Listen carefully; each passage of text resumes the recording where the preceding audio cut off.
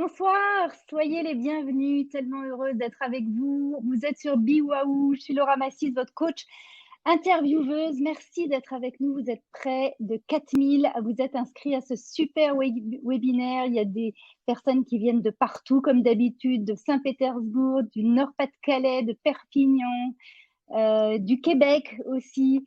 Alors ce soir, j'aimerais que vous fassiez, allez, j'allais dire un tonnerre d'applaudissements parce que moi, je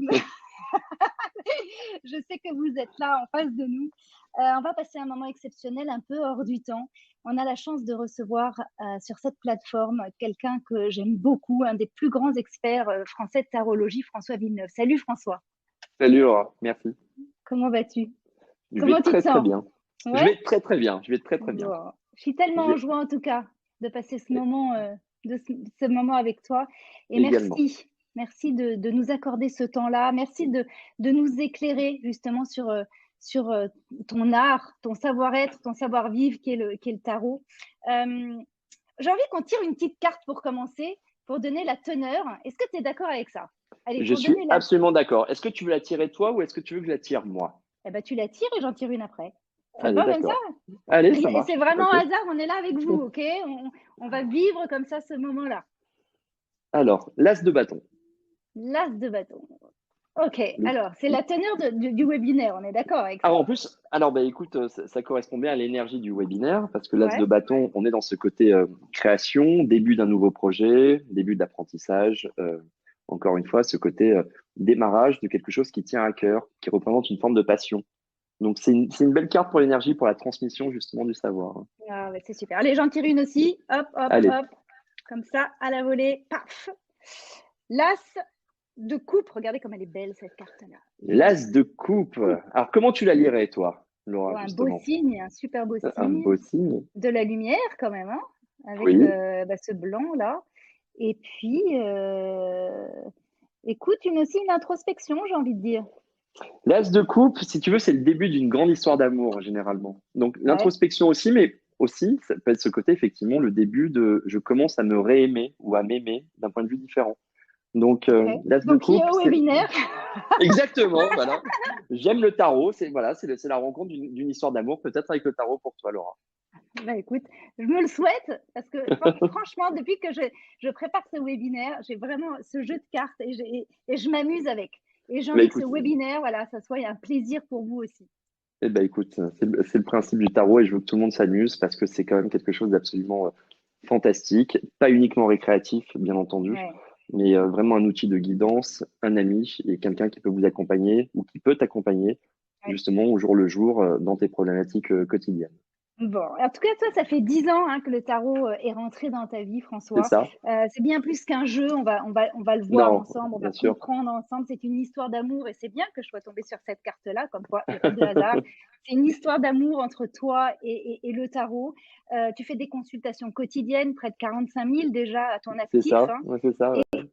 Et aujourd'hui, eh bien, tu as décidé de transmettre. Tu as décidé d'aller plus loin, de transmettre à travers une formation, à travers un livre. On va en parler, bien sûr, tout à l'heure, tout au long de ce webinaire. Mais d'abord, j'aimerais, parce que ça m'intéresse toujours et je trouve ça toujours intéressant pour les personnes qui sont là et qui nous regardent, qu'on revienne sur ton histoire, parce que tu as une histoire absolument atypique, loin d'être ordinaire. Tu as fait Hippocane, tu as fait Sciences Po, C'est tu es ça, devenu attaché d'ambassade. En c'est gros, tu ça. n'étais pas du tout destiné à devenir tarologue. Non, j'aime bien comparer ça un petit peu à l'appel que peuvent avoir les prêtres à un moment donné, qui ont des vies absolument normales et qui se sentent appelés, on va dire, par la foi et qui décident de rentrer, on va dire, dans les ordres. Le tarot, j'ai été happé aussi, Mmh. c'est-à-dire qu'une histoire totalement, j'ai envie de te dire un petit peu rigolote. Tu connais Christine Lagarde, donc qui est maintenant patronne du FMI. Ouais. Je l'ai raccompagnée à l'aéroport de Johannesburg quand elle était à l'époque secrétaire d'État au commerce extérieur. Donc, je faisais partie de la délégation de l'ambassade de France à Pretoria. Et, en rentrant, j'ai trouvé un beau jeu de tarot dans une librairie. Et je l'ai pris un peu de manière comme ça. Tu vois, un petit peu, je vais m'amuser, je vais voir un petit peu à quoi ça ressemble. Et je me suis pris au jeu jusqu'au jour où, de fil en aiguille, tu apprivoises le jeu, en fait. Mmh. Et tu te rends compte que c'est la rencontre d'un être. Parce qu'aujourd'hui, je n'hésite pas à parler du tarot en tant que personne, parce qu'aujourd'hui, pour moi, le tarot est mon compagnon. Et c'est la rencontre d'un ami à un autre ami, ou d'une âme à une âme. Et là, je me suis dit, j'ai plus rien à faire dans un schéma classique. J'ai envie de faire un morceau de route. Et d'ailleurs, je remercie le tarot parce que ça m'a permis de faire le tour du monde. Ça m'a permis de rencontrer des gens fantastiques parce qu'il y a eu une rencontre effectivement quasi fusionnelle de vieilles âmes, en fait. Ouais, Comme presque si, mystique en fait, hein. ouais, mystique, mais après, j'aime bien rendre le tarot aussi totalement pragmatique. En Ouais. fait, le tarot, c'est mon pote, mais c'est mon meilleur pote. Et, euh, Hmm, et je veux pas m'en séparer. Voilà, hmm. c'est un petit peu ça. Donc C'est oui, ton alter ego aussi. Est-ce qu'on pourrait dire ça? on peut le dire, mais en fait, au sens presque un petit peu vache du truc. Parce que j'aime bien ce côté alter ego, j'aime bien ce côté aussi meilleur ami. Parce qu'un meilleur ami, ton meilleur ami, va pas hésiter à te dire là, tu fais n'importe quoi, là, tu fais des erreurs. Ouais. Donc, le tarot est très franc, en fait. Et en fait, il faut vraiment le prendre non pas comme un objet, non pas comme un outil divinatoire, mais il faut vraiment le prendre comme une personne. Pourquoi? Hmm. Parce qu'il faut pas chercher à le dominer ou à le manipuler. Il faut vraiment lui insuffler une part de toi, une part de moi, une part de vous, en fait, pour justement le rendre vivant. Parce que plus votre tarot ou plus ton tarot sera vivant, plus le message sera parlant. Et je sais que la frontière entre le considérer comme un objet bêtement matérialiste et la folie de le considérer vivant, il faut trouver vraiment une forme d'équilibre. Aujourd'hui, moi, je vois vraiment le tarot. Je te jure, j'ai des très beaux objets chez moi. Si demain ma maison elle brûle, ce que je vais sauver, c'est mes tarots. C'est comme je sauverais. T'as combien de jeux? T'as Ah, j'en combien ai de jeux, ça? 200, 300. Ah non, J'en ai c'est pas beaucoup. vrai. Ouais. J'en ai Ouais. beaucoup, j'en ai beaucoup. Ouais. Donc, Et ce qui est mais génial, c'est que tu as revisité le tarot, on va en parler bien évidemment, tu as revisité tout ça et tu as revisité les c'est cartes et ça. tu as revisité les dessins, on va évidemment revenir là-dessus. En tout cas, tu as changé de trajectoire radicalement parce que tu t'es pris de passion pour cet art-là en réalité, hein, pour ces cartes, pour ce jeu, pour ce compagnon de vie. Tu avais C'est ça. 30 ans, tu as tout envoyé bouler, Ouais, c'est ça. tu es Voilà. parti faire le tour du monde C'est et ça. commencer à te familiariser avec ce jeu de cartes, avec ce compagnon pour en faire quelque chose. Et aujourd'hui, dans ce webinaire, tu vas nous expliquer justement ce que tu as eu l'intention de faire par rapport à ça. Donc, on va comprendre ce qu'est le tarot, véritablement, à quoi ça Voilà. sert. Parce que les Hein. gens font très souvent des erreurs. Et pour revenir à ce que tu disais, si tu veux, donc, après mon parcours en ambassade, donc, j'ai rejoint une grande entreprise, enfin, française du CAC 40. Un jour, j'ai eu une phrase de la part de mon patron qui me promettait une carrière extraordinaire et je me projetais pas là-dedans. Je me suis dit, et c'est une phrase que Mm. j'aime beaucoup parce qu'aujourd'hui, c'est un peu je pourrais me la faire tatouer cette phrase. C'est une phrase de Nietzsche qui dit, deviens qui tu es. Et Ouais. comme tu l'as dit, donc j'avais beau être attaché d'ambassade, avoir fait des études, j'étais pas qui j'étais. En fait, j'étais un produit formé et quelque part, voilà, qui était programmé pour carrière dans la diplomatie ou carrière dans les affaires. Et en fait, c'était pas moi. Moi, Mm. ma recherche ou mon désir, c'était d'être libre et de faire du bien. Et du bien, pas uniquement dans le cadre de la tarologie ou quoi que ce soit, mais voilà, conseiller, guider, aider, ça me correspondait beaucoup plus que faire gagner du fric. Donc, on va le résumer comme ça. Et le tarot, en fait, c'est imposé un peu à moi, un peu comme quelque chose de quasiment normé, de quasiment évident, en fait. Et, euh, et aujourd'hui, si tu préfères, euh, quand j'ai commencé vraiment, vraiment dans un sens quasi scientifique, hein, parce que j'ai quand même fait des études assez longues dans le droit, Ouais, euh, c'est assez poussé, oui. oui, voilà, j'ai voulu envisager le tarot comme un scientifique quand je faisais des études de droit. C'est-à-dire quand on va chercher une problématique de droit, moi je voulais chercher des problématiques de tarot. Et que m'a appris la pratique, c'est que le tarot de Marseille, c'est un outil qu'on va condenser, on va dire qu'il y a 500 ans à peu près, 500, 600 ans. On n'est pas tous d'accord là-dessus et je suis ouvert absolument à toute forme de débat. Et en fait, le tarot, il y a 600 ans, représentait un modèle social et sociétal propre au XVIe siècle, qui correspond plus aujourd'hui aux problématiques du XXIe siècle, à savoir la place de la femme, l'absence du patriarcat, euh, tu vois, toute l'autonomie de Mm. certaines castes aujourd'hui qui se développent. Et le tarot a besoin d'être modernisé, à l'instar de certaines sciences. Il y a 600 ans, on pensait encore que la Terre était plate, tu vois. Donc, et d'ailleurs, il y en a encore qui le pensent. Mais bon, on va pas revenir là-dessus. Bon, mais le truc, c'est que justement, je voulais montrer que, par exemple, dans certaines lames, je te donne un exemple concret, les amoureux au XVIe siècle, ça s'appelait d'ailleurs les amoureux dans le tarot de Marseille, enfin, pardon, l'amoureux, Oui. c'était un homme qui hésitait entre deux prétendantes, en fait. Oui. Ça n'a plus lieu d'être. On n'est plus dans ce côté mariage arrangé ou quoi que ce soit. Moi, j'ai condensé mon jeu dans le sens les amoureux, à savoir un couple uni et fusionnel, tu vois. Donc, on n'est plus dans ce côté, on va dire, un petit peu hésitant, le choix du roi ou le choix de l'homme, en l'occurrence. Et moi, je voulais vraiment remettre la femme vraiment au centre des préoccupations du tarot de Marseille. Parce que, euh, parce que déjà, c'est la réalité, en fait. La Il est femme, très féminin, ton jeu. il est Très très féminin. féminin. Ouais. Il est très féminin, j'ai envie de te dire. Il est totalement, parce que c'est à la mode actuellement, il est totalement paritaire, en fait. Ouais. Il, J'essaye de le est trouver, les amoureux, mais évidemment, il y a 72 lames. J'ai 72, non, 60, 78. 60, 78, Laura, Ah, pardon, 78. 78, j'ai rattrapé. Et bon, je ne le trouve pas, mais je vais le trouver. Donc, voilà, il faut montrer que, pareil, après, je te donne un exemple d'une carte, le 9 des deniers, Ouais. qui est la carte de l'indépendance financière et de l'autonomie, par exemple. Je voulais qu'elle soit volontairement féminine. C'est fini, j'ai envie de te dire, l'image d'Épinal des femmes dans les années 70, maman est à la maison, papa il est au travail. Aujourd'hui, beaucoup de mes consultantes sont avocates, chefs d'entreprise, autonomes, indépendantes, Oui. maman célibataire, etc., etc. Et chose que tu ne retrouves pas dans le tarot traditionnel. Ouais. Donc, Ouais. c'est pour ça que j'ai vraiment voulu le moderniser pour qu'il représente aujourd'hui la société actuelle, en fait, un Ouais. condensé de la société actuelle. Ce que j'adore, alors on va revenir évidemment sur tout ce que tu nous dis là, mais ce que j'adore dans ton jeu et dans cette illustration qu'on va pouvoir voir dans le livre édité par Terre Daniel, l'idée c'est vraiment que ces cartes ne font plus peur. Moi, le tarot m'a toujours effrayée en fait, et c'est pour ça que j'ai jamais, quand on me tirait les cartes, j'étais toujours un peu, j'ai pas tellement envie, etc. Toi, ton jeu là, franchement, ça m'a donné envie de jouer avec tous les jours en réalité. Et c'est Alors, ça ta réussite, si je peux me alors permettre. C'est vraiment ça ta réussite. Laura, je te remercie. Et en fait, de manière un peu plus poussée, je suis parti de ton même raisonnement lorsque j'ai commencé à faire mon jeu avec Rémi Torregrossa. Le C'est-à-dire que dessinateur.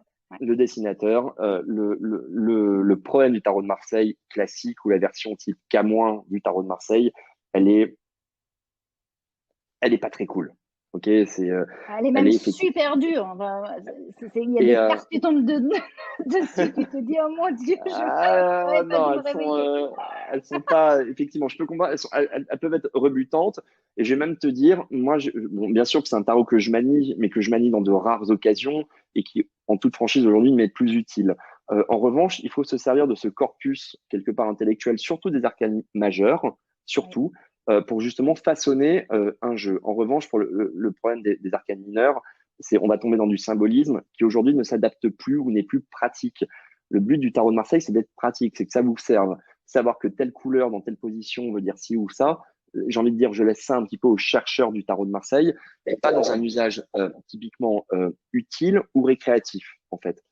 Donc, en fait, je suis parti un peu de ton constat, c'est-à-dire en disant, le tarot, ça fait un peu peur. Et d'ailleurs, je suis pas le seul à avoir fait ce même constat, parce que d'ailleurs, c'est expliqué dans la formation ou dans mon livre, justement, donc, dans ma méthode, comment bien tirer le tarot de Marseille. Le choix du jeu, c'est la leçon numéro un. Et j'impose pas mon jeu. Du tout, du tout, du tout. Encore une fois, c'est quand tu rencontres quelqu'un, par exemple, dans la rue, il y a des gens que tu vas bien aimer, d'autres que tu vas pas aimer. Il faut pas chercher à légitimer, je dois aimer telle personne. Exemple du tarot de Marseille classique. Il faut que j'aime le tarot de Marseille classique. Non, surtout pas. En revanche, il existe tellement de jeux aujourd'hui sur le marché, à l'instar de tes amis ou de cercles de connaissances qui te permettent effectivement de dire, bah, tiens, lui, je préfère elle, lui, Ouais. il est plus sympa, lui, il est plus doux, lui, il est plus tendre, lui, il est un peu plus dur, donc peut-être que j'ai besoin d'aller lui parler. Et en fait, le tarot, c'est ça. Tous les auteurs de tarot, dont je fais partie, insufflent une partie de leur être ou de leur âme. Et je n'imposerai jamais aux gens de dire, faut tirer avec mon jeu, je détiens la vérité. Mais non, au contraire, que ce soit dans la formation en vidéo ou dans mon livre, il n'y a jamais indiqué acheter mon jeu. Jamais. Ouais. Et Je veux d'ailleurs, que les ton gens. jeu, il est pas encore, il sortira qu'en Eh 2022. Hein. non, On c'est un l'a peu. là, c'est un Ouais. prototype, mais Ah, il sortira en 2022. En qui est la plus revanche, chanceuse, toi? Ce que tu as dans les mains, toi. ouais. Le tarot, tu le vis. On a compris, ça fait 10 minutes qu'on est ensemble, 15 minutes qu'on est ensemble, tu l'incarnes, tu le respires. On a souvent associé le tarot à de la voyance, genre annonciateur finalement d'événements. Est-ce que tu peux nous donner ta vision dessus? Alors, le tarot est capable de le faire, mais c'est tellement pas tiré la richesse de cet oracle. C'est comme si demain, Laura, tu avais une Formule 1 et tu vas la conduire dans les rues de Paris. Bon, tu vas pouvoir te rendre d'un point A à un point B, mais l'intérêt, c'est de courir sur un circuit. Dis-toi que le tarot, c'est à peu près pareil. Faire de la voyance, le tarot sait le faire, mais c'est tellement pas sa richesse, absolument pas. Dire il va t'arriver ci, il va t'arriver ça, oui. Et j'ai envie de te dire, c'est un peu le plus facile. Ouais. Mais c'est pas l'intérêt du tarot. L'intérêt du tarot, c'est de te mettre en garde et te donner les outils pour arriver à tes fins, en fait. Pourquoi te Et mettre en garde? C'est une pourquoi? vision assez finalement négative de ça, non? Pourquoi te mettre en garde? Te protéger? Quoi? Mais, par exemple, parce que je donne, enfin, tu sais, mettre en garde, c'est aussi bienveillant, hein. Tu sais, Oui, quand. oui, absolument. Donc, c'est pas te dire que ça va pas être possible, c'est te mettre en garde. Exemple, tu rentres dans une relation et qu'on te dit que le tarot te dit attention, cet homme est marié ou cet homme est volage ou cet homme va perdre son emploi ou cet homme a perdu son emploi, donc il risque de se raccrocher à toi. Tu, tu es mise en garde, tu es prévenu, en fait. Donc, ton libre arbitre, après, c'est est-ce que j'y vais, est-ce que j'y vais pas? Et ça, Donc, j'aime en bien fait, cette notion-là, la notion bien de libre sûr, arbitre.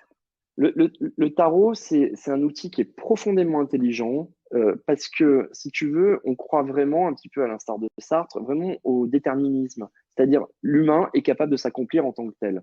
On ne part pas du principe qu'il y a une espèce de fatalité qui s'abat sur toi et qui dit tu es condamné à avoir une vie comme ci ou avoir un boulot comme ça ou quoi que ce soit. Au contraire, il te dit si tu veux ci, fais ça. Si tu veux éviter ça, envisage ça.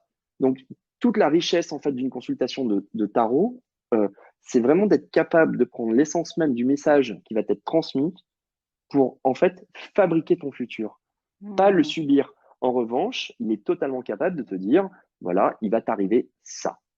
Mais comme tu es un être humain avec un libre arbitre, tu peux l'empêcher. Ou alors tu peux faire en sorte que ça se passe comme ça. Ça, c'est très important, cette notion. Et Ah c'est oui, dans ton livre, c'est dans ta formation, enfin, c'est évidemment dans la formation, c'est la notion de libre arbitre. C'est-à-dire qu'on a toujours quand même le dernier mot et à nous d'interpréter aussi les choses par bien rapport. sûr. Hein? Bien sûr. Je rappelle pour toutes les personnes qui nous suivent que vous allez avoir la possibilité de poser des questions à la fin de ce webinaire. Donc, n'hésitez pas à mettre un petit hashtag question. On va essayer de prendre le plus de questions possible, comme à chaque fois. Donc, faites des questions assez courtes si vous le pouvez. Comme ça, on va essayer de répondre à plein de questions à la fin de ce webinaire. Quand on a préparé ce webinaire, tu m'as dit, ce qui est important à comprendre, c'est qu'il faut bien utiliser le tarot. Il faut bien utiliser le tirage. Ça veut dire quoi, bien utiliser le tarot? Alors, je vais te donner un exemple concret. Les gens vont dire, par exemple, quand est-ce que je vais faire une rencontre? Une question basique, ou quand est-ce que je vais retrouver un emploi? Ou quand est-ce que je vais changer de boulot? Quand est-ce que je vais divorcer, etc. Alors, le tarot peut y répondre. Il peut y répondre de manière, on va dire, parcellaire.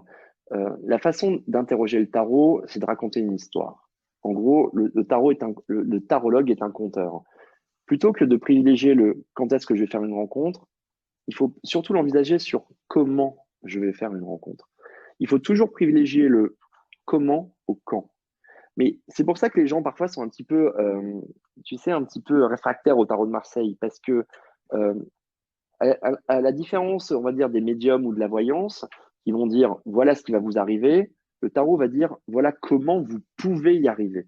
En fait, donc on n'infantilise pas, on biberonne pas. Tu comprends? C'est pour ça que parfois le tarot, c'est un petit peu le côté ouais, mais bon, le tarot, c'est compliqué, le tarot, c'est embêtant. Mais non, le tarot, c'est ton meilleur pote, comme je te le disais tout à l'heure, Laura. Donc, la façon dont les gens utilisent encore une fois le tarot de manière globale est mauvaise parce que ils vont pas savoir l'interroger. Je te donne un exemple. Au lieu de dire que voyez-vous de ma relation avec Michel, exemple, hein, euh, il faut privilégier le comment ma relation avec Michel peut être harmonieuse ou comment elle peut bien se passer. Pourquoi? Parce que le tarot va te faire un état d'esprit justement de cette personne en te disant, il a ça en tête, il pense à ci, il pense à ça. Donc si tu veux bien t'entendre avec lui, voilà ce qu'il faut faire. Et c'est beaucoup plus intelligent en fait que un simple est-ce que Michel va me dire qu'il m'aime? Voilà. Donc, j'aime bien schématiser comme ça, quoi. Ouais, c'est pas mal. Ça veut dire qu'une bonne question, quoi, au départ. Il faut Poser quand bien même savoir une. lui poser la question. Voilà. Donc, encore une fois, comme un ami, voilà, on lui demande son avis. Ouais. Qu'est-ce que tu en penses? Voilà. Est-ce qu'il y a tu vois, des limites au tarot? Le fait Non, de il y a pas, tirer. non, il y en a pas, il y en a Non, pas, il y on en a dirait, pas. vraiment, on dirait que tu parles d'une relation, c'est ça qui est génial, j'adore. Non, il y Non. en a pas. Et en plus, je suis très touché parce que il y a quelques semaines, j'ai pour une consultante que j'aime beaucoup et j'espère qu'elle suit ce webinaire. Euh, je suis un peu ému parce que c'est pas quelque chose que je fais souvent. Euh, j'ai tiré les cartes sur sa maman décédée, en fait. C'est-à-dire, elle voulait savoir certaines choses. Et comme, encore une fois, c'est une relation de confiance que j'ai avec cette consultante, je sais que c'est possible avec le tarot. En revanche, je ne me servirai plus jamais de ce jeu. Voilà. C'est quelque chose que je lui ai, d'ailleurs, enfin, que je lui ai offert. D'ailleurs, je lui ai offert son jeu. Parce Hmm. que aujourd'hui, il a imprégné de l'énergie de sa maman, au final. Parce qu'on a eu des très beaux messages de sa maman. Encore une fois, rien de divinatoire, rien de spirit. On était vraiment sur l'état d'esprit, le ressenti, on va dire d'une âme. Et, euh, et encore une fois, c'est des consultations qui sont rarissimes, que j'accepte quasiment jamais, et qui sont bouleversantes. Mais le Hmm. tarot n'a pas de limite en soi. Les seules limites qu'on peut donner au tarot, c'est celles qu'on s'impose. En tant que tarologue. En tant que tarologue, si par exemple on m'appelle quand est-ce que un tel va mourir, je réponds pas. Parce que j'ai pas envie que mon tarot soit confronté à des énergies aussi violentes que la mort. En revanche, pour revenir à mon exemple précédent, c'était de la douceur. C'était comment va ma mère? Tu comprends? Hmm. C'est pas quand est-ce qu'elle va mourir. Ça Non. n'a rien à voir. Et c'est pour ça que je suis ravi d'ailleurs de lui avoir transmis le jeu avec lequel j'ai tiré les cartes pour sa maman. Donc les Je, seules je limites, crois qu'elle est là. Je crois je qu'elle est là, l'espère, Clarisse.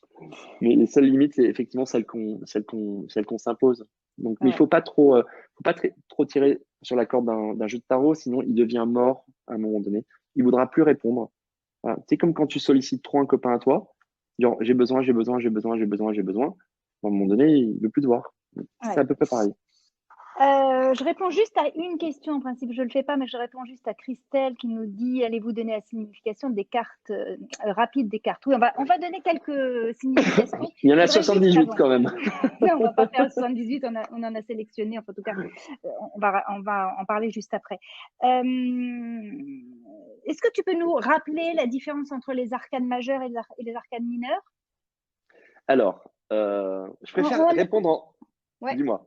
Non, non, juste, je disais, on s'adresse à des gens, enfin moi en l'occurrence aussi, hein, qui débutent, ok? D'accord. Et Alors, qui sont justement. dans une initiation et qui ont envie ben voilà, de démarrer avec le tarot. Alors, il y a 22 lames majeures et 56 lames mineures. Et pour vous aider, c'est très simple. Les 22 lames majeures, imaginez-vous que vous êtes dans une pièce, assis par terre, et qu'on vous amène du foie gras, du homard, du saumon fumé, les meilleurs fromages de la terre, des sublimes desserts, dans une pièce fermée, sans lumière. Et qu'on vous demande votre expérience à la fin. Vous allez dire, j'ai super bien mangé, mais c'était bizarre. Hmm. Les mineurs, si tu veux, par exemple, les bâtons vont t'apporter le décor, les épées vont t'apporter le vin, les deniers vont t'apporter le service, et les coupes vont t'apporter l'âme.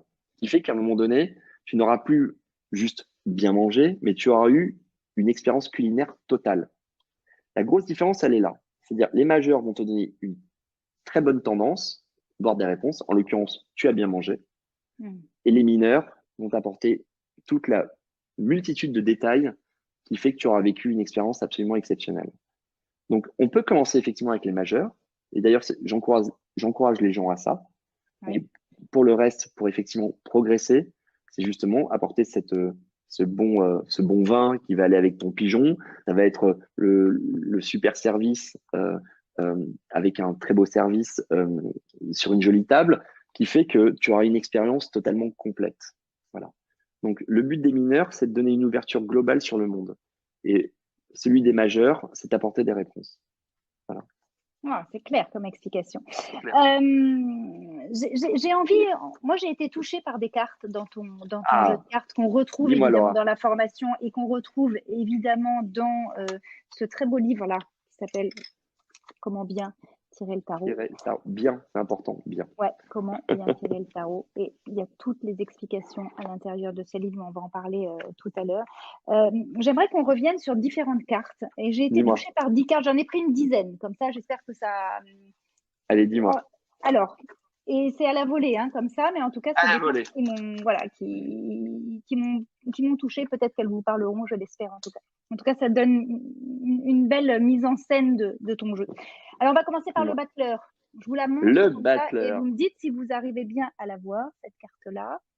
Le battleur, est-ce que tu peux nous dire quelle est la signification de cette carte et comment l'interpréter et comment on doit l'interpréter? Alors, le battleur, en fait, déjà, c'est l'apprenti. En fait, c'est avec lui que tout commence. Si tu préfères, dans la philosophie du tarot, c'est le parcours du battleur au sein des 21 autres arcanes majeures du tarot de Marseille.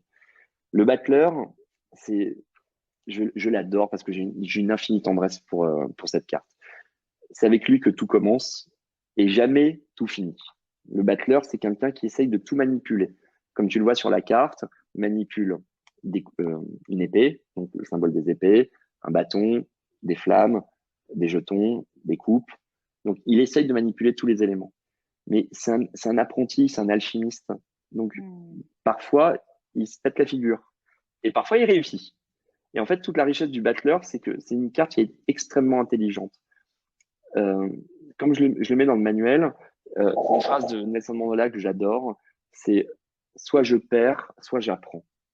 Et le battleur, c'est exactement ça. C'est quelqu'un qui est en perpétuelle évolution, qui est en perpétuelle remise en question et qui tend, si tu préfères, à avoir le savoir du pape, l'expérience de la papesse, tu vois.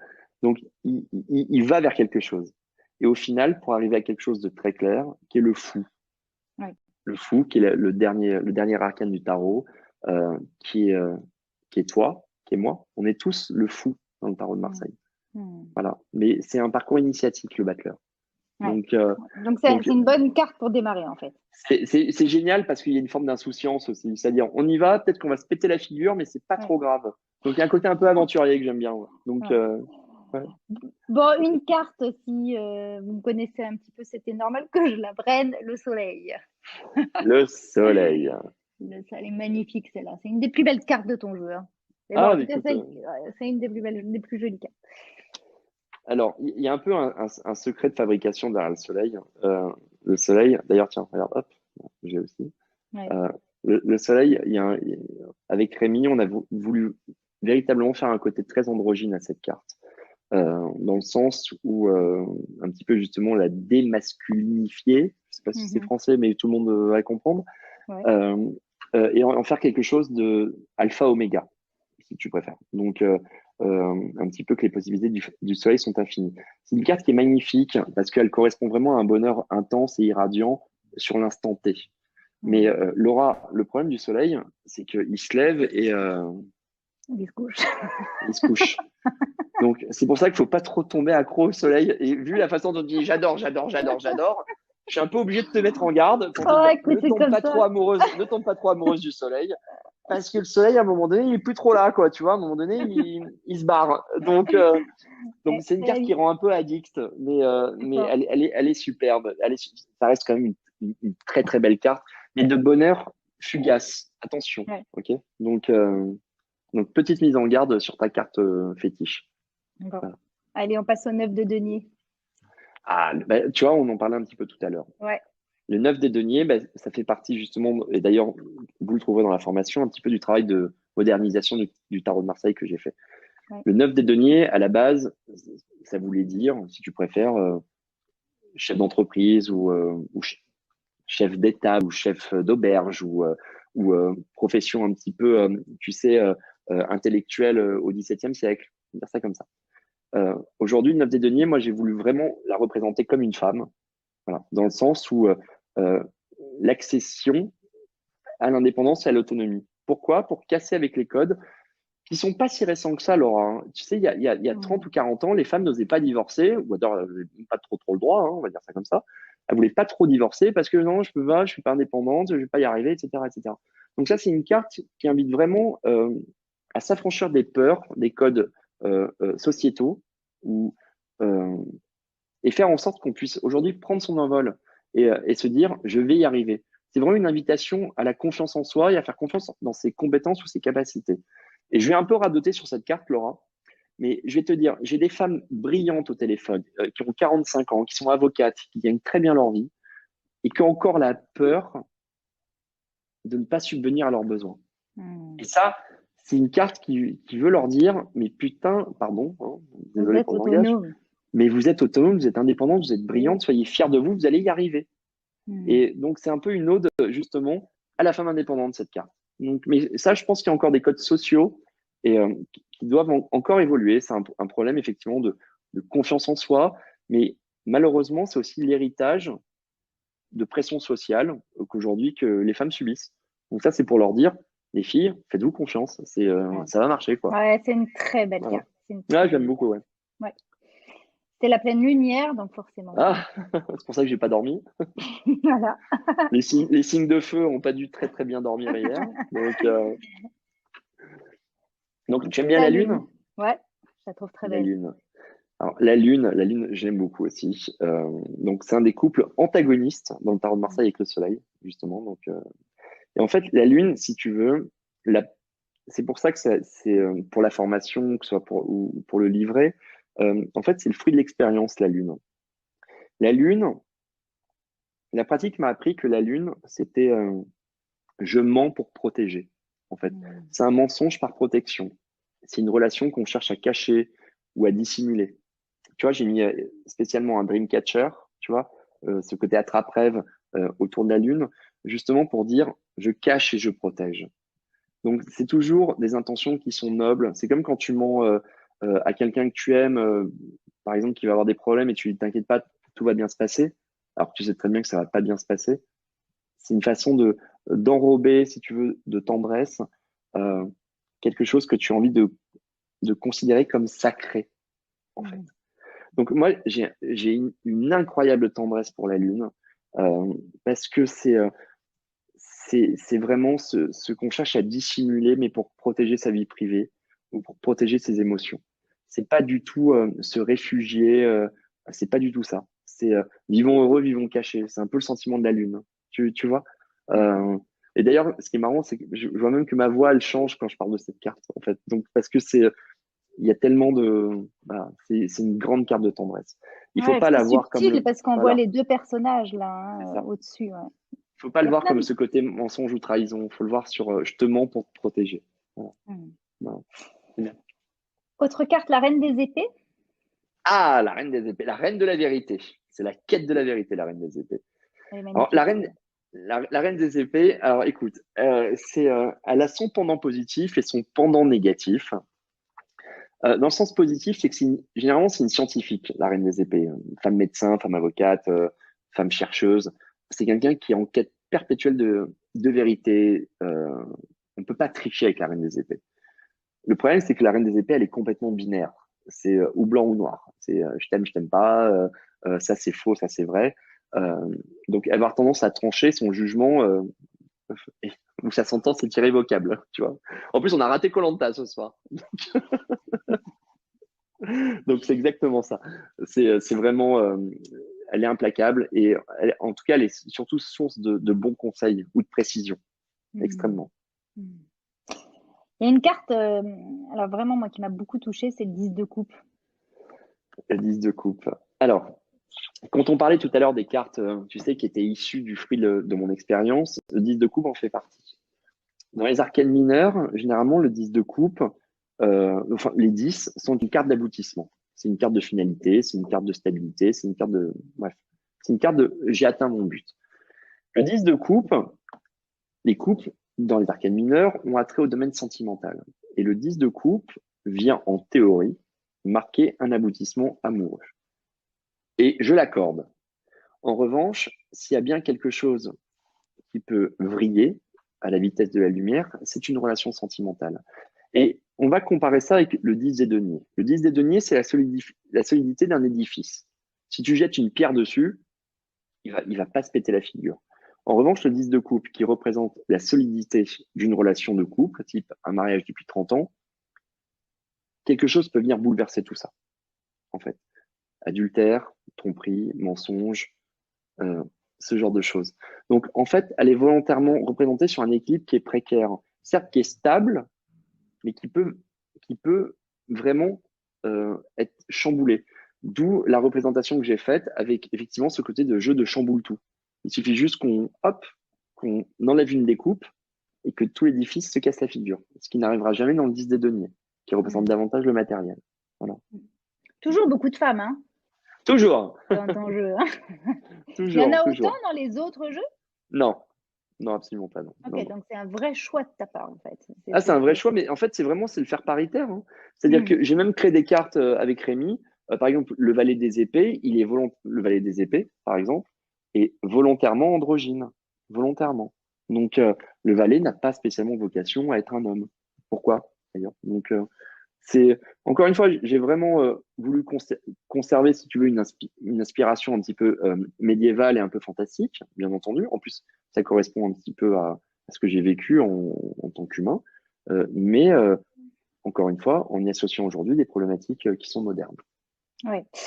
La tempérance aussi, c'est une jolie carte. Qu'est-ce que tu pourrais nous dire dessus? Parce que La tempérance, j'ai envie de te dire, c'est une carte à double tranchant en fait. ouais. Elle est très belle parce qu'elle est très apaisante. Ouais. Donc on voit justement cette femme nue qui effectivement, on va dire, déverse un liquide dans une rivière. C'est exactement ce qu'elle représente. Donc peut-être, et c'est en fait, d'ailleurs dans la formation, pour ceux qui vont la suivre le verront, il y a des exercices que je mets en place dans ma formation. Et à un moment donné, je prends l'exemple de la tempérance. Qu'est-ce qu'elle a dans sa jarre et qu'elle déverse dans l'eau? Voilà. Et ça, c'est un vrai exercice. C'est-à-dire qu'une tempérance mal entourée, si ça se trouve, elle est en train de mettre du poison dans la rivière. Si ça se trouve. Et effectivement, créer des dommages énormes si elle est mal entourée. En revanche, elle peut très bien aussi apporter un remède. Ou elle peut tout simplement essayer effectivement de rendre à la rivière ce qui lui appartient. Dans tous les cas, la tempérance, c'est une carte de entre-deux, en fait. J'essaye de soigner. Mais le tarot, dès qu'il y a son pendant, il y a aussi son avers. Donc, traduction, elle peut aider, elle peut sauver, elle peut soigner, mais elle peut faire du mal. Et là, en l'occurrence, je sais que même si c'est pas très rigolo ce que je suis en train de dire, c'est que la tempérance, sous ces images de douceur, peut effectivement causer justement l'avers, à savoir le malheur. Mais dans tous les cas, il faut quand même la voir de manière positive. Hein. Elle est plus souvent positive que négative. Si vous la trouvez avec un diable, vous pouvez être sûr qu'elle met du poison dans la rivière. En revanche, si généralement elle est très souvent bien entourée, il faut plutôt le voir comme une source d'accalmie, de reprise de communication et d'apaisement. C'est quand même sa vocation première, hein, la tempérance. J'espère que ça vous intéresse tout ce qu'on dit au niveau des cartes, mais je trouve que c'est une belle manière de voir aussi l'interprétation qu'on peut donner et comment est-ce qu'on peut lire les cartes. Et dans ta formation et dans le bouquin hein, qui va Oui, aussi avec, si on le souhaite, tu nous racontes tout ça, tu nous donnes des c'est indications. ça. C'est ça. Et donc, c'est une manière comme ça de vous montrer ce qu'il y a un petit peu à l'intérieur de la formation. Alors, il y a aussi, j'aimerais bien qu'on parle de l'impératrice. On va terminer après par deux autres cartes. L'impératrice, parce que c'est une Ah, très c'est belle carte. l'impératrice, c'est la femme. C'est la femme. Écoute, moi j'aime, bon, comme tu l'as noté, mon tarot est très féminin. L'impératrice pour moi, c'est le cliché dans le bon sens de la femme, en fait. Et tu vas comprendre pourquoi je vais la mettre en opposition par rapport à l'empereur. L'impératrice dans mon jeu, c'est une femme qui élève un enfant, ok, qui règne et qui règne de manière debout. Donc elle est active, ok, et qui a deux léopards qui semblent jouer avec son sceptre. Ça veut dire que cette femme, elle élève un enfant, elle règne, et en plus, elle a des animaux sauvages qui la protègent. Tu vois, donc on est quand même vraiment sur une représentation de la femme qui est capable de tout faire, hein. Donner de l'amour, protéger Ouais. et éduquer, tu vois. Et, euh, et je voulais que ça change, parce que dans la version classique, l'impératrice est assise. Voilà. Et donc, dans les cartes, tu as les cartes assises, tu as les cartes debout. Assise veut dire on est plus ou moins dans l'inaction, et debout, on est dans l'action. Et moi, j'ai inversé ça. J'ai mis l'empereur aussi assis, mais l'impératrice debout. Parce que justement, l'empereur est assis, il est là, bon, voilà. Donc, en plus, c'est plutôt une carte qui n'est pas très top, à mon sens. À mon sens. Et l'impératrice, pour moi, aujourd'hui, c'est la représentation vraiment un petit peu quasi personnelle de la femme idéale, tu vois, dans ce côté, ce qu'elle représente, c'est-à-dire avec la femme avec un grand F, indépendante, qui se laisse pas marcher sur les pieds, et surtout qui est capable de tout faire, à différence des hommes, tu vois. Et je suis pas en train de bon, on n'est pas trop top, nous, dans le multitâche, hein, tu vois. Donc, c'était une façon différente de montrer que, en plus, elle a des animaux qui sont sauvages. Voilà.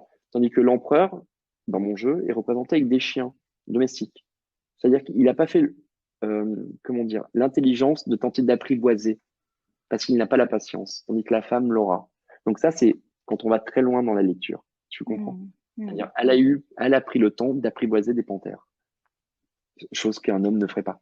Ouais. Donc, Euh, il y a une question que je vais prendre quand même parce que je trouve qu'elle va bien dans toute la synthèse là qu'on est en train de faire.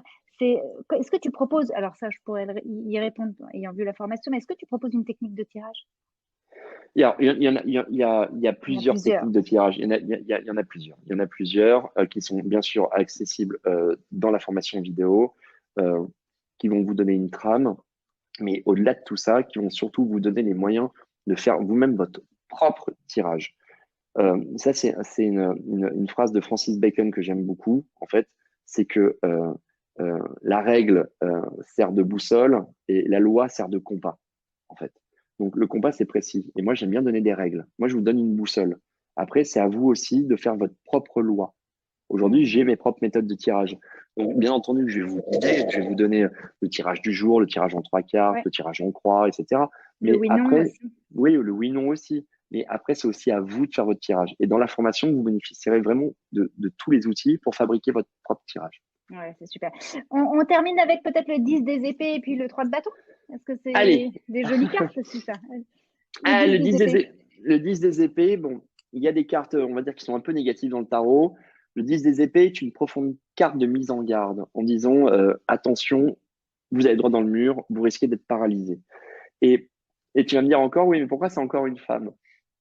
Et j'ai envie de te dire, parce qu'il y a que les femmes qui sont capables de sacrifices tels que le 10 des épées, en fait.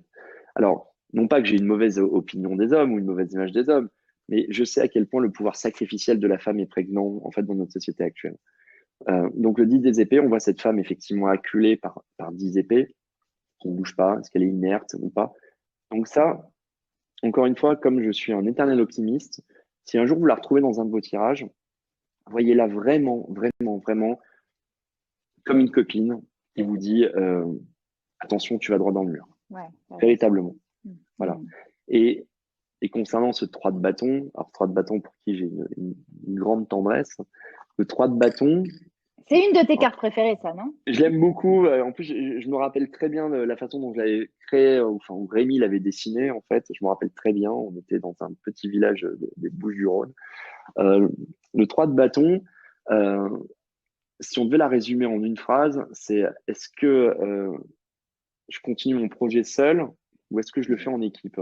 Et j'ai envie de te dire, c'est marrant de terminer avec cette carte-là, Laura, pour la formation, parce que c'est un peu une carte que j'ai envie de renvoyer un petit peu à tous les gens qui nous suivent ce soir en disant, si vous vous dirigez vers le tarot, est-ce que vous voulez en faire, on va dire, un chemin solitaire ou au contraire vous faire accompagner entre amis ou en famille pour justement progresser ensemble. Donc c'est un peu une carte de problématique, c'est un peu une carte d'interrogation en fait, le 3 de bâton. Donc Mmh. elle est très belle, c'est-à-dire seul on avance plus loin ou pas, ou ensemble on avance plus fort. Enfin, c'est voilà, c'est quelqu'un, voilà, c'est une réflexion que je laisse vraiment à la pensée de chacun. Ouais. On va prendre évidemment toutes vos questions, ne vous inquiétez pas d'ici quelques minutes, hein. Mais d'abord, je voudrais que tu nous parles de ta formation. C'est une formation avec le livre aussi, avec les cartes qui vont bientôt sortir. Tu as mis à peu près 3 4 ans, un vrai travail de titan en fait, hein, parce que tu as créé en fait ta nouvelle façon de penser le tarot, hein, j'ai envie de dire ça comme ça. Et surtout, l'idée, c'est de le rendre populaire. Est-ce que tu es d'accord avec ça, de simplifier toute la complexité du tarot? En fait, Laura, merci parce que tu as parfaitement résumé le truc. J'ai commencé le tarot, on va dire, en autodidacte, donc avec des bouquins, avec des trucs qui étaient hyper rébarbaratifs, qui étaient où il fallait vraiment bac+10 pour comprendre, on va dire, certaines lignes. Et moi, ce que j'ai vraiment voulu faire avec Rémi, justement les dessins de Rémi Torregrossa, c'était de rendre déjà l'image parlante en elle-même. C'est-à-dire que, à la limite, tu n'as même pas besoin du livre pour comprendre le sens de la carte. Je te donne l'exemple du 6 des deniers, voilà, qui est la carte de la générosité. Tu n'as pas besoin d'un livre. Voilà. Tu n'as pas besoin d'un livre, entre guillemets, pour comprendre que ça veut dire être généreux. Donc, ce travail de vulgarisation, en même temps, ça a été extrêmement complexe, ça a été fastidieux, ça n'a pas été simple, mais le but du jeu, c'est encore une fois, tu vois, ça me fait penser un petit peu à certaines collections qu'il y a aux États-Unis qui s'appellent Easy, Easy quelque chose, Easy C, en l'occurrence Easy Tarot, Easy Reading, blablabla. Et j'ai dit, moi, je vais faire du tarot facile. Mais en fait, rendre quelque chose d'aussi dense, facile, ça a été très, très, très, très, très compliqué. Toujours. Et ça a été très, très long. Et je pensais que ça allait être plus ta rapide. formation de départ, oui, mais ta formation de départ et tout le background, c'est ça, au niveau de tes études, tu as réussi à faire ça. Comme quoi, le droit mène à tout. Voilà. Donc, Oui. même à rédiger des manuels de tarot. Donc, voilà. Donc, ça, c'est super sympa. Maintenant, que ce soit surtout au niveau de la formation vidéo, encore une fois, je voulais pas faire une litanie d'explications banales, de cartes banales. Ça, tout le monde sait le faire. Tout le monde sait ouvrir un livre de tarot, lire des cartes, les apprendre par cœur, etc., etc. Moi, ce que je voulais vraiment transmettre, que ce soit dans mon livre ou dans la formation justement en ligne, c'est de montrer, voilà, je ne vais pas vous apprendre le tarot, je vais vous le faire comprendre. Et c'est là où est toute la grande difficulté. Parce que ouvrir un bouquin, dire le battleur, ça veut dire nouveau commencement, nouveau départ, blablabla, c'est facile. En revanche, il faut être capable, et c'est toute la richesse du livre et de la formation, c'est en gros ce qui m'a manqué à mes débuts, c'est que je ne comprenais pas, en fait. Et ce que je transmets aujourd'hui, c'est 12 ans de pratique, 50 000 consultations derrière, c'est l'expérience du tarot, en fait, avec des retours, avec des consultants qui sont fidèles depuis plus de 10 ans, c'est leur expliquer, voilà, l'empereur ne veut pas dire un homme droit et intègre. L'empereur, aujourd'hui, ma pratique m'a appris que l'empereur, c'était juste le cliché du mec lambda, tendance un peu macho et un peu misogyne. Et en fait, c'est tout cette réadaptation, j'ai envie de te dire sociale du tarot aujourd'hui que je transmets dans la formation. C'est vraiment issu, bien entendu, d'un parcours scientifique. Je n'ai pas réinventé le sens de certaines cartes.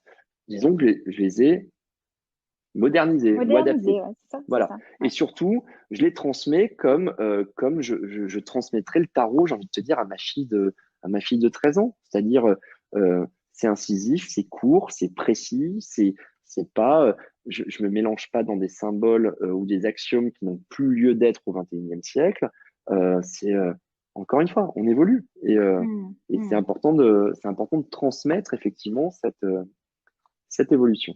C'est ça que j'adore, c'est que dans cette formation, tu évoques ton expérience, ton savoir-faire, tu donnes aussi toutes tes astuces finalement de tarologue, tu donnes les clés surtout pour savoir lire le tarot. L'idée, c'est que vous soyez responsable de votre propre jeu et qu'est-ce que vous avez envie d'en faire. Donc, on est vraiment dans une responsabilité et tu donnes toutes les possibilités aux gens. C'est ça, parce que en fait, c'est aussi le constat de quelque chose. C'est-à-dire que bon, j'ai beaucoup de clients qui me consultent, parfois qui me consultent de manière beaucoup trop resserrée dans le temps. Et ça, j'aime pas, en fait. C'est-à-dire que moi, je veux bien donner un éclairage ou une guidance annuelle, tu vois ce que je veux dire, ou bimensuelle, enfin, tu vois, mais quelque chose qui reste quand même juste une guidance. En revanche, quand on tombe un petit peu dans les appels, j'ai envie de te dire, ou les consultations un petit peu frénétiques, c'est là où tu as envie de dire, non, mais attends, mais essaie de te débrouiller un peu quand même. Donc, autonomise-toi, quoi. C'est exactement ça. Et là, en fait, comme j'ai toujours été dans une vraie démarche quasiment de prosélytisme concernant le tarot, c'est-à-dire apprenez à vous déterminer, apprenez à être autonome. Donc, je veux transmettre ça. Je veux transmettre ça un peu comme, j'ai envie de te dire, un petit peu comme un cadeau, mais aussi comme un acte de vulgarisation du tarot. Pourquoi? Parce que le but, quand tu pratiques une mantique ou une science ou quelque chose, le but, c'est pas de la garder pour soi. Moi, je suis pas adepte de je garde ma recette comment ça s'appelle, de sauté de champignons pour moi. Non, je vais la transmettre. En gros, le tarot, moi, j'ai eu la chance d'accéder à la connaissance du tarot, même si elle reste encore une fois mince, parce que le corpus du tarot est beaucoup trop large. J'ai quand même envie de la transmettre. c'est pas de les, enfin, je me vois pas être gardien, tu vois, des ruines secrètes du tarot. Au contraire, c'est tout l'intérêt. En plus, c'est là où j'y prends le plus de plaisir, c'est de transmettre vraiment ce que j'aime. Et au-delà même d'une simple consultation, j'adore faire des consultations, mais parler du tarot, Laura, on peut en parler jusqu'à demain 6 heures du matin si tu veux, hein. Ça, c'est pas un souci. Donc voilà, je veux effectivement apprendre aux gens à leur donner des outils simples, faciles et surtout rapides, en fait, justement, qu'ils peuvent mettre en place quasiment immédiatement pour justement être davantage autonomes et moins dépendre de praticiens, par exemple, comme moi. Il y a juste Christelle qui nous dit, j'ai loupé le début, je vois des personnes qui posent des questions personnelles. Va-t-on leur faire un tirage? Non, on ne fera pas de tirage. Non, non, non, c'est pas l'objectif du tout. Donc, bon, en revanche, vous pouvez nous poser des questions sur comment bien tirer le tarot. On est vraiment là-dessus. C'est un webinaire en fait d'apprentissage, de compréhension de ce jeu de cartes, de ce jeu qui est plus qu'un jeu, qui est le jeu de la vie en fait, hein. Ça, bien Donc voilà, résumé. c'est une petite précision pour qu'il n'y ait pas de confusion dans le chat. Alors, si vous aussi, vous avez envie de vous former justement au tarot de Marseille avec François, je vous invite à vous procurer donc sa formation en ligne. Tu viens de nous en parler, tu vas nous rajouter 2, 3 petites choses. En tout cas, cette formation, sachez-le, est proposée pour ce soir pour le prix de lancement de 149 € TTC. Donc, c'est moins 50% que le prix initial, donc 149 €. C'est une offre qui est valable jusqu'à dimanche 26 septembre à minuit. Et vous avez bien sûr, comme à chaque fois, la possibilité de payer en 3 fois. Donc, c'est une très belle offre par rapport à ça, parce que c'est vrai que dans ta formation, tu nous expliques tout. Dans ta formation, tu as vraiment comment bien tirer les cartes, tu nous expliques les arcanes majeures, les arcanes mineures, et puis surtout, tu nous expliques aussi comment est-ce que les différents tirages, hein, et ça, Oui, alors, il y a plusieurs méthodes de tirage, en effet. Donc, d'ailleurs, Laura, tu préfères lequel, toi, d'ailleurs? moi, je fais tous les jours le tirage instantané, là, je sais pas comment, d'énergie du matin, en fait. Le J'aime tirage bien du celui-là. jour. Voilà. Ouais, le tirage du jour. Je t'avais donné, oui, je crois que c'était le nom. Tirage du jour. L'intention du matin. Ah, c'est bien, mais tu vois, tu as inventé ton propre tirage. Moi, je l'ai appelé le tirage du jour. Toi, tu l'appelais l'intention du matin. Et en fait, ben, c'est bien parce que ça prouve que tu fais toi-même, tu fais tien, si tu préfères, une méthode de tirage. Et Ouais. j'aime bien. Et c'est tout le sens de la formation. Voilà. Donc, j'ai pigé la formation. Chouette. Allez, on va passer. Oui, non, autre chose, juste, pardon. Il y a aussi une possibilité d'acheter le livre en plus, formation plus le livre, 171 €. Le livre, c'est un petit bijou. Franchement, moi, je le parcours tout le temps, évidemment, comme je ne suis pas encore du tout. Je suis au démarrage, moi, hein. Donc, je regarde les cartes et c'est vrai que pour chaque carte, en fait, par exemple, le 6 d'épée, vous avez l'introduction, la signification, le 6 d'épée dans un tirage et puis les 6 d'épée célèbres. Donc, c'est super bien fait. C'est comme des petites fiches. On sent que tu as fait du droit, toi, hein. Ah oui, bah ouais, Oui, bah, on sent que c'est très synthétique. voilà, Ouais, c'est ça. ouais, C'est ouais, ça. c'est des belles On va synthèses, c'est clair. droit au but. Voilà, c'est exactement Exactement. ça. Ouais, on a la même formation, Exactement. donc c'est pour ça que je dis ça, je me Ah oui? reconnais bien là-dedans. Quoi vous dire d'autre par Sans rapport à ça? transition? Sans transition aucune. Si vous avez des questions, n'hésitez pas. Donc, rappelez aussi que les cartes, ça sera en 2022, la Oui, les sortie, cartes, oui, hein? mais en revanche, la méthode, vraiment, encore une fois, comme je le rappelais au début du webinaire, Oui. n'impose absolument pas mon jeu de tarot, hein. C'est d'ailleurs la première leçon, encore une fois, et d'ailleurs que vous trouverez aussi dans la formation vidéo, c'est comment choisir un jeu. Et ça ne veut pas dire comment choisir le jeu de François, hein. C'est vraiment Oui, oui, trouver comment votre choisir propre un jeu? jeu, voilà, faites le vôtre, aimez-le comme vous aimeriez quelqu'un, si vous aviez recueilli un animal. Enfin, c'est vraiment, si vous arrivez à Hmm. aimer, avoir de l'empathie pour votre jeu, vous avez fait 50% du travail. Vraiment. Hmm. Et en plus de ça, tu vas offrir un webinaire à toutes les personnes qui achètent la formation. Tu vas offrir un webinaire par mois. Est-ce que tu peux nous en dire un petit peu plus là-dessus? Qu'il n'y a ni dans Alors, la formation et ni dans le bouquin. Donc, c'est des trucs en plus. donc c'est un truc en plus parce que, comme je te l'ai dit dans ce côté, je veux transmettre, ben, je veux transmettre, donc je veux aussi donner de moi. Donc ce côté, euh, une soirée par mois, donner un thème. Je te donne un exemple pour tous ceux qui prendront la formation aujourd'hui, demain, dans la semaine. Le prochain webinaire, ça va être comment faire un vrai tirage sentimental, par exemple. Voilà. Hmm. Donc, ça va être l'explication aussi de les suites des deniers ou certaines arcanes mineures, certains exercices de tirage. Mais il y aura un thème, en fait, des thèmes qui seront orientés vraiment par tirage. Donc là, le mois prochain, ce sera comment faire un vrai tirage sentimental. Alors, même si c'est expliqué dans la formation, c'est important, tu sais, d'avoir on va dire des outils on va dire de levier, de rappel, et puis surtout répondre aussi aux questions des gens. C'est-à-dire que quand les gens vont se demander, oui, mais alors attends, là j'ai tiré telle carte, mais j'ai pas trop compris, être là pour répondre aussi aux gens. Donc ce sera une fois par mois. Voilà. Super, c'est des vrais webinaires de suivi. Ouais, Merci des vrais beaucoup. Ça webinaires de apporte, suivi. ça Vraiment. apporte vraiment un truc en plus par rapport à la formation. Allez, on passe aux questions-réponses. Il y a Isabelle qui nous dit, je suis une vraie débutante. Et moi aussi, hein. Est-ce que je peux faire cette formation et quel jeu acheter? Alors, est-ce que vous pouvez faire cette formation? La réponse est un grand oui. Quel jeu acheter? Je vais vous donner un outil ou un truc très simple. Prenez un jeu qui vous semble beau. Voilà. Ne partez pas sur le tarot de Marseille classique, qui d'ailleurs fait peur à Laura, hein, au passage. Un petit Oui, mais bon, scoop, ça me désolé. concerne, hein. Voilà. Mais prenez un jeu, même si votre jeu c'est le tarot des chats, euh, le tarot des lutins, je n'en sais rien. Prenez un jeu qui Qui vous vous plaît. séduit, quoi. Voilà, allez dans une librairie ésotérique. Il y en a plein partout en France. Si vous n'avez pas, allez sur des plateformes de vente en ligne. Regardez les images, quelque chose qui vous plaise en disant, bah, tiens, j'aime bien.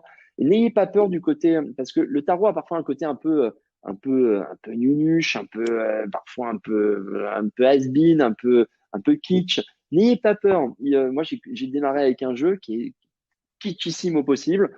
Ça m'a pas empêché de faire une très belle carrière dans le tarot. Donc, prenez un truc qui vous plaît. Voilà. Mm. Le reste, on s'en fiche. Oui, moi, je tire avec tel jeu. On s'en fiche. Prenez ce qui vous plaît. Moi, j'ai tiré pendant très longtemps avec des oracles qui étaient un petit peu enfantins les 3 premières années. Ça m'a pas empêché après de manipuler des oracles qui soient très complexes et d'ailleurs que je n'emploie que très, très rarement. Ouais. La formation dure combien de temps? Elle n'est pas très longue, donc c'est bien. En vidéo, tu veux dire, Laura? Oui, oui, Oui, Laetitia qui nous demande. voilà, donc il y a 6 heures de vidéo, Ouais. donc décomposé vraiment avec des modules qui sont extrêmement distincts. Encore une fois, je vous donne vraiment vraiment tous mes outils pour aller vraiment au sens strict vraiment de la carte. On va pas perdre du temps sur quel choix de code couleur, quel choix de ci, de ça. C'est boum, boum, boum. Vous savez ce que la carte veut dire. Voilà. Ouais. Ouais. Les vidéos sont assez courtes, donc ça, c'est plutôt intéressant quand on prend une carte, on va voir la vidéo. Euh, j'aime bien faire l'intention du jour. Doit-on tirer de la main droite ou de la main gauche, nous demande Darius. Aucune importance. Je pars du principe qu'il n'y a pas de formalisme. Je n'aime pas ce côté, bah, paradoxalement, je n'aime pas ce côté ésotérique au tarot de Marseille. Faites comme bon vous semble. Aucun Ouais, formalisme. ouais. Ça, j'aime bien ça. C'est cette liberté-là. Ça, C'est j'aime ça. ça. Patty qui nous demande comment préparer votre tarot dans les bonnes énergies et surtout le conserver. Alors, comme si vous preniez soin d'une personne, avec de l'amour. Donc, on ne le laisse pas dehors, on ne le laisse pas en plein air, on ne le laisse pas sur une table sale. Voilà, on en prend soin. Vous pouvez le nettoyer avec des objets qui vous fassent plaisir, une pierre, une petite pochette sympa. Mettez-le dans un endroit comme un cocon. Comme si vous logiez un ami à vous, vous n'allez pas le faire dormir dehors, vous allez le mettre dans une belle chambre d'amis et lui laisser une douche. C'est exactement pareil. Donc, moi, j'aime bien. En revanche, petit souci pratique, justement, petite astuce pratique. Le tarot a tendance, les cartes ont tendance à se charger d'humidité. Donc, vous pouvez un petit peu le chauffer avec une bougie ou un briquet. En plus, ça va lui enlever ses impuretés et solidifier les cartes. Voilà. Ah, petite astuce. Voilà, petite astuce. Oriane qui nous demande est-ce qu'il y a un numéro sur les arcanes? Les arcanes mineurs sont bien entendu numérotés. Les arcanes majeures, dans ma version, ne le sont pas parce que le tarot reste le tarot, la numérologie reste la numérologie. Et je n'ai jamais, comment dire, abondé dans le sens numérologie, tarologie.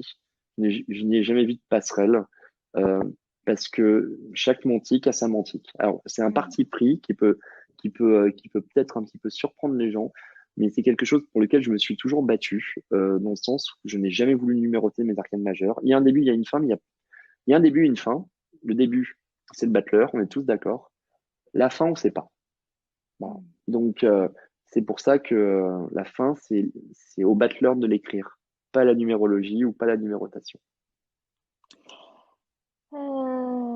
Les cartes sont un support, nous dit Simone. Donc, tu vas confirmer évidemment ça. Après, il faut savoir écouter son cœur et son ressenti. Alors, Témoignage. Alors, j'aime bien. Merci Simone pour la question parce que ça va me permettre vraiment, comment dire, de clarifier quelque chose qui est extrêmement important à mon sens. La question renvoie à est-ce qu'il faut un don ou est-ce qu'il faut des ressentis pour tirer le tarot de Marseille? Et la réponse, en fait, je vais vous faire une réponse en demi-teinte. C'est ni oui ni non. Je vais vous donner un exemple très concret. Prenez l'exemple de deux enfants qui vont au conservatoire de musique, qui suivent les mêmes cours sur le même instrument pendant la même durée. À la fin de leur scolarité, il y en a un qui est un virtuose et l'un qui est un joueur moyen. Comment allez appelez-vous ça, en fait? Est-ce que c'est un don? Est-ce que c'est du talent? Est-ce que c'est du travail? Est-ce que c'est de l'effort? Donc, en gros, le tarot est certes un support, mais c'est surtout quand même une base de travail à la base. Donc, moi, je n'aime pas trop cette image de je me sers du tarot pour affiner mes ressentis. J'ai envie de vous dire, ce serait plutôt l'inverse. C'est plutôt ne pas vous servir de vos ressentis pour bien comprendre le tarot. C'est beaucoup mieux parce que, encore une fois, le tarot est profondément pragmatique et obéit plus ou moins à un ensemble de règles, mais de règles, pas de lois ni de codes.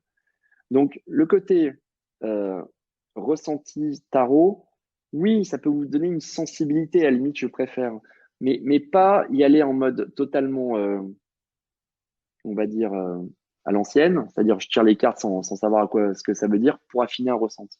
Il faut quand même, on va dire, un cadre, disons un cadre, un espace de jeu. Voilà. Il y a Christine qui nous demande quel tirage pour une reconversion professionnelle. Un tirage en croix, c'est parfait. Un tirage en croix, c'est parfait. C'est parfait. L'état d'esprit va permettre de donner une orientation pour la reconversion.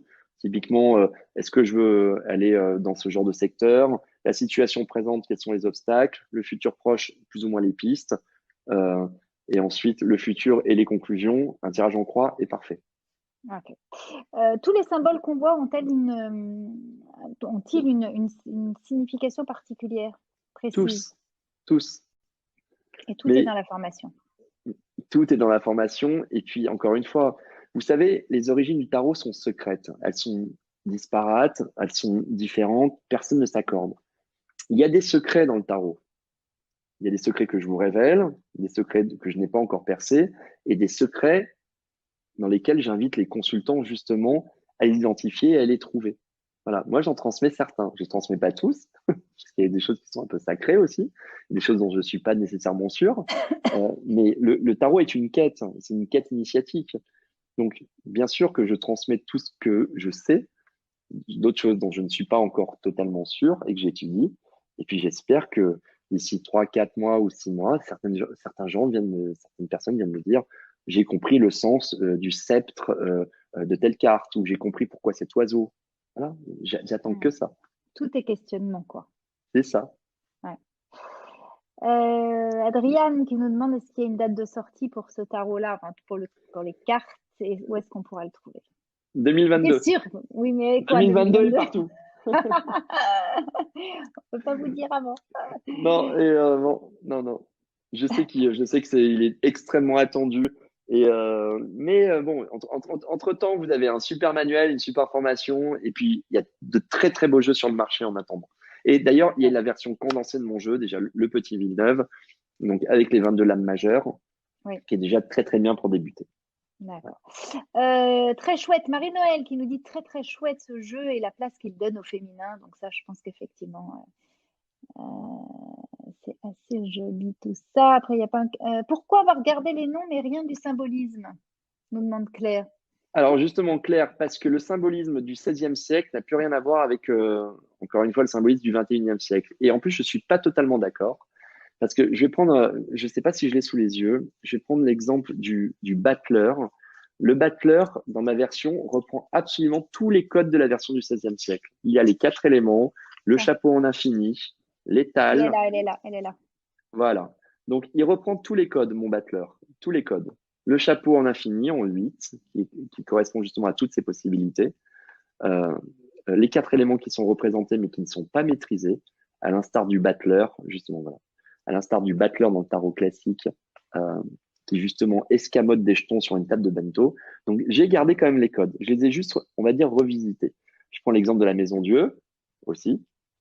Et c'est une très bonne question. La Maison Dieu, On reste sur ce côté châtiment divin, sauf que moi, je lui ai ajouté l'œil de Nabuchodonosor et le temple de Salomon. Donc, je l'explique un petit peu plus. Voilà. Donc, j'ai modernisé certaines choses, mais je n'ai pas enlevé des choses. Voilà. Ouais. Est-ce que le tarot des anges est différent, demande Nadine? Je ne sais pas ce qu'est le tarot des anges. Ok. Désolé, je suis un spécialiste du tarot de Marseille et pas des anges. Pardon. Oui, alors la formation peut-elle être faite à tout moment? Oui. Qu'est-ce que la formation en ligne offre en plus du livre?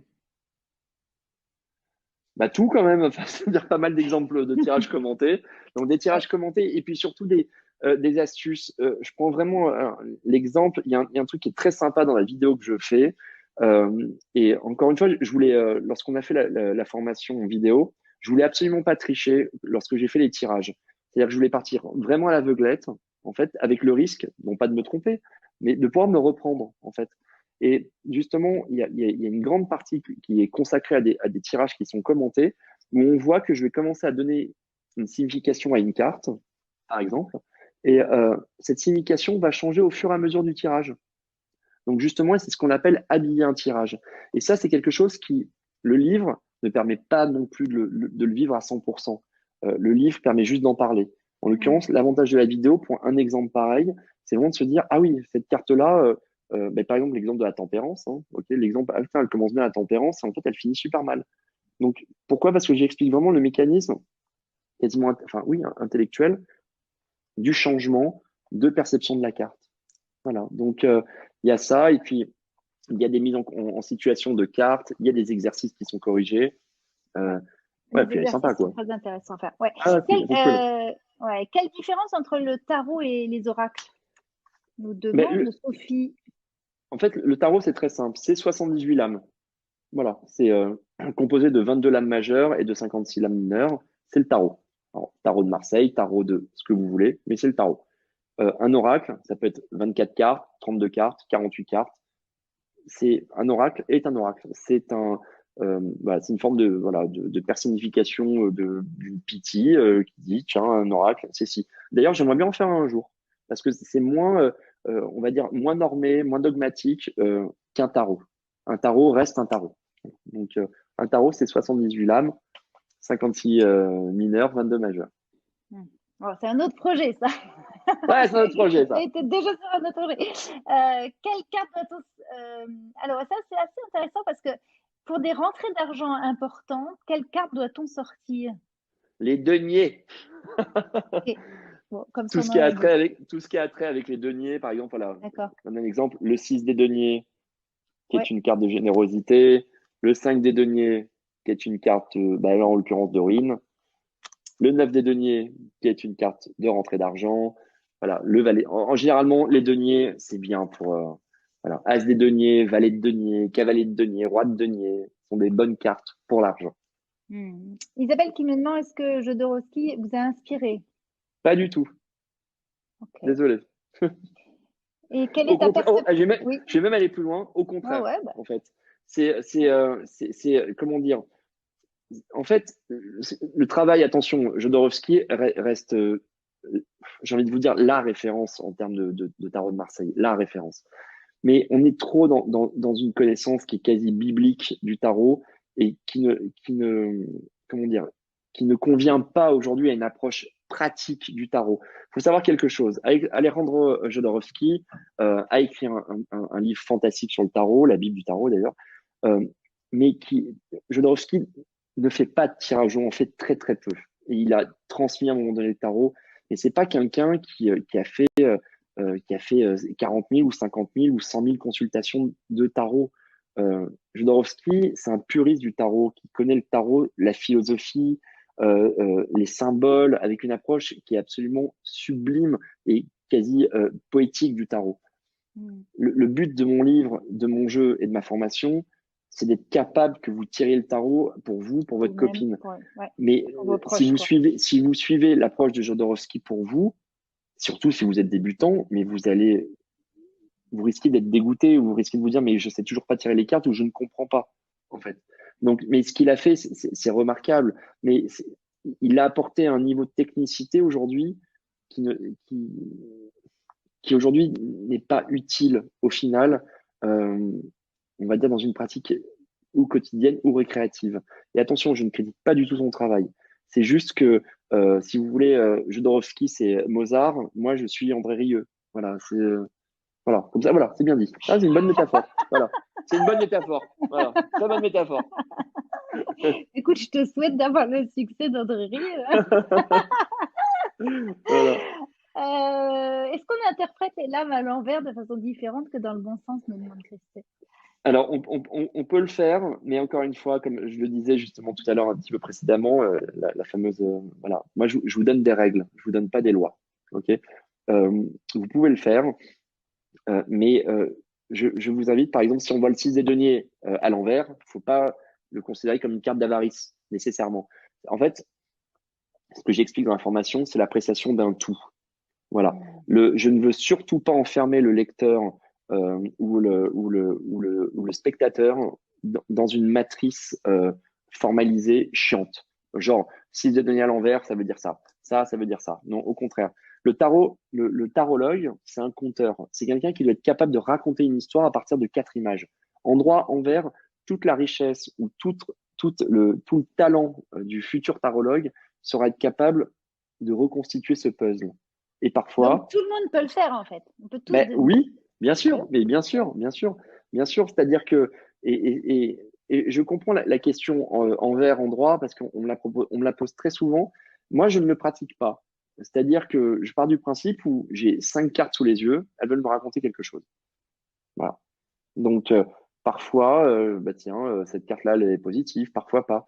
Mais ça, c'est que la pratique et les exercices justement, que je mets dans la formation qui vous permettront, en effet, de savoir si cette carte-là, elle est positive ou si elle est négative. C'est la pratique. Il y a des rituels, il y a de l'alignement. Je veux dire que telle carte est plutôt négative, plutôt positive, mais ça, je donne une tendance.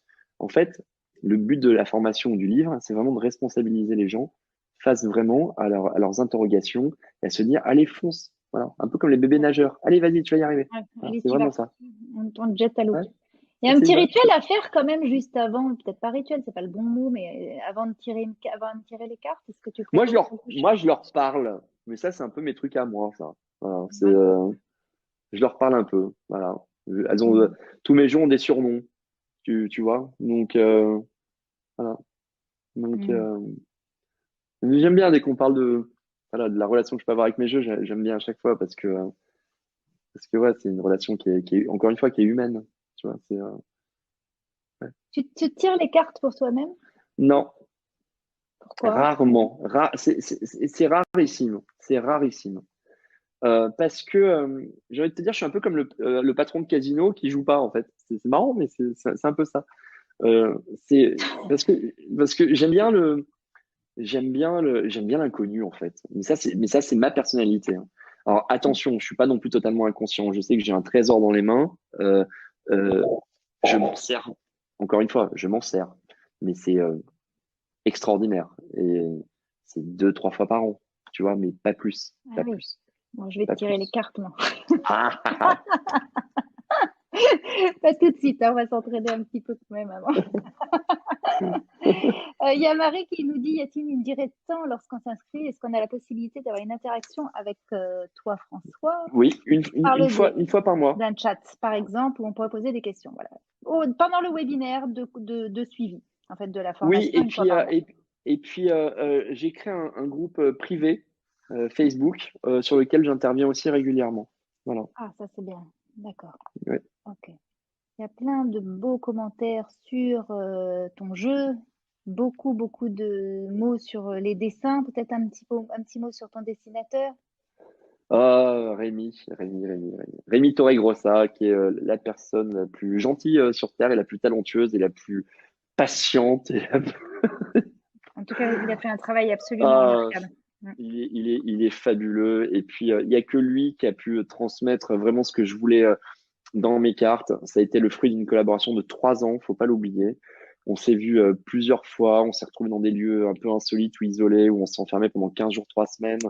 où on travaillait ensemble nuit et jour, en disant Rémi, je veux ci, et lui qui me disait non, on peut pas, et puis on fait ci, et puis on fait ça. Donc, et puis on est devenus des amis. C'est une relation qui est fraternelle avec Rémi. Et, euh, et je me vois pas travailler ou collaborer aujourd'hui avec un autre dessinateur que Rémi, en fait. Donc, parce que je veux pas, parce que je suis un homme unique et exclusif et je me vois pas voilà, je veux continuer avec Rémi sur plein d'autres projets. C'est un dessinateur qui est fabuleux, qui a sorti des choses magnifiques. D'ailleurs, je vous invite à lire 1984. Il a fait une adaptation du livre de George Orwell en bande dessinée Ah, 1984, wow. Ah, ok. qui est absolument incroyable. Et puis c'est un C'est du mec en très or, quoi. C'est un Hmm. mec en or, en plus. Bon, ben, un bel Donc, hommage pour lui.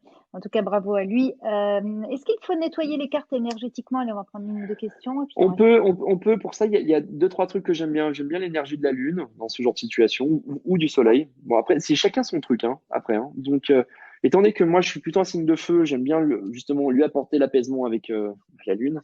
Un petit peu à vous. Après, j'ai pas mal de pierres que j'aime bien. J'ai de l'azurite, enfin, ce genre de trucs, des petites bougies sympas.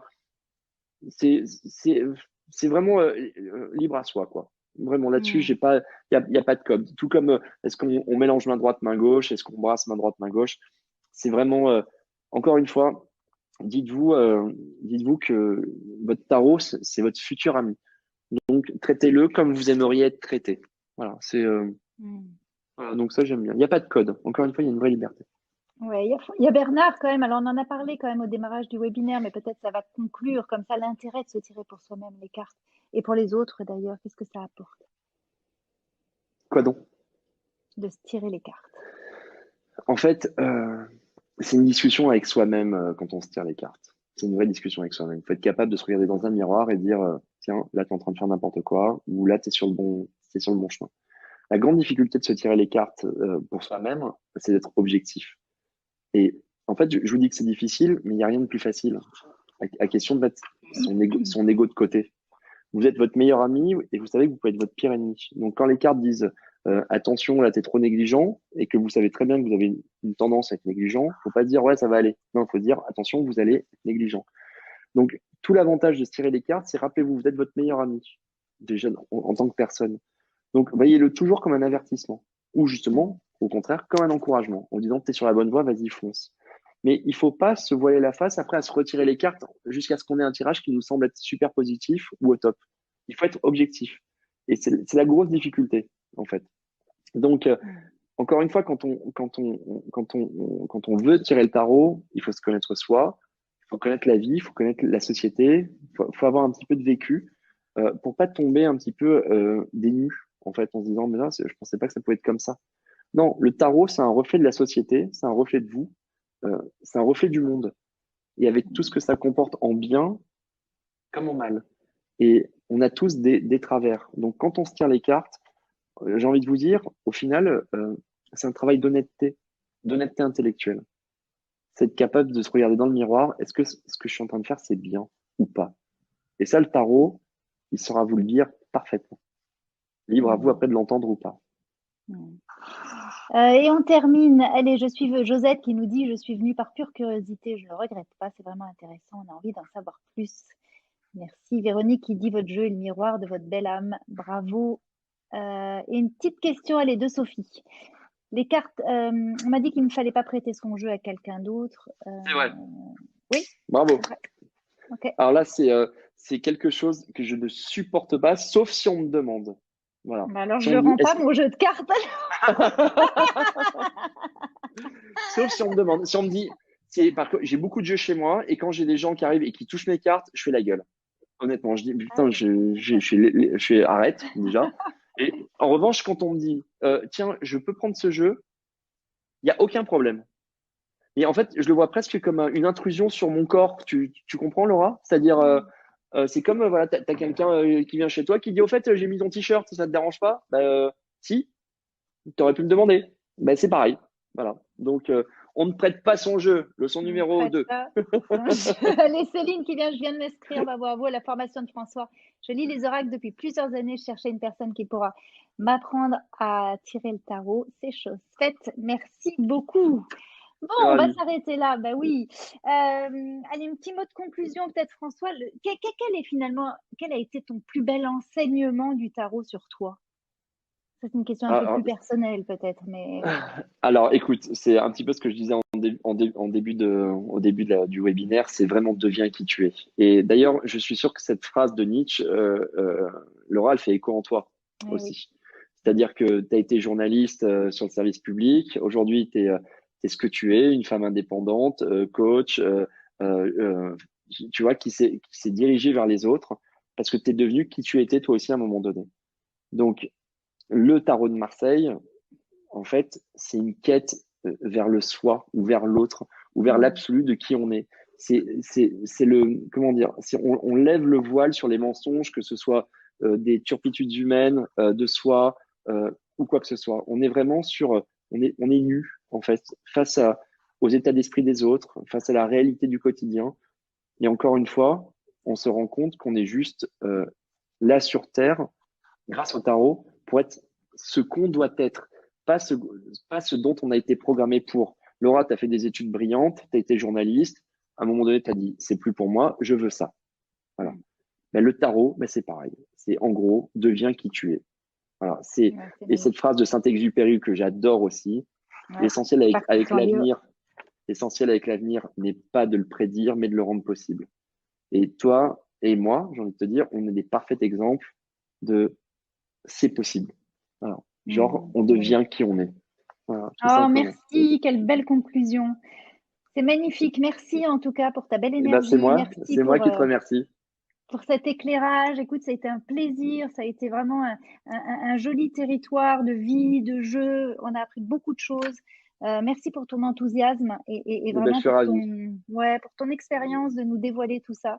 Je souhaite plein de belles choses. C'est normal, mais plein de belles choses à ton jeu, à ta formation, à tous ceux qui vont suivre en tout cas tes enseignements. Merci à toutes les personnes qui nous ont suivis. J'espère que vous avez trouvé de la valeur à ce webinaire. J'espère que ça vous a fait plaisir. J'espère que vous avez passé une très, très jolie soirée avec nous tous. En tout cas, si vous avez des questions, bien sûr, sur la formation, sur le livre, dès demain, vous le savez maintenant, vous allez pouvoir recevoir toutes les informations, également ce webinaire en replay par email demain dans la journée. Toutes les équipes sont là pour ça et vont travailler ce soir pour vous donner tout ça.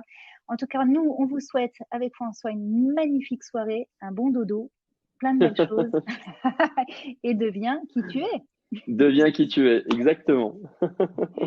Allez, on vous embrasse bien fort et on vous dit à tout bientôt. Merci encore François. Merci Laura, merci.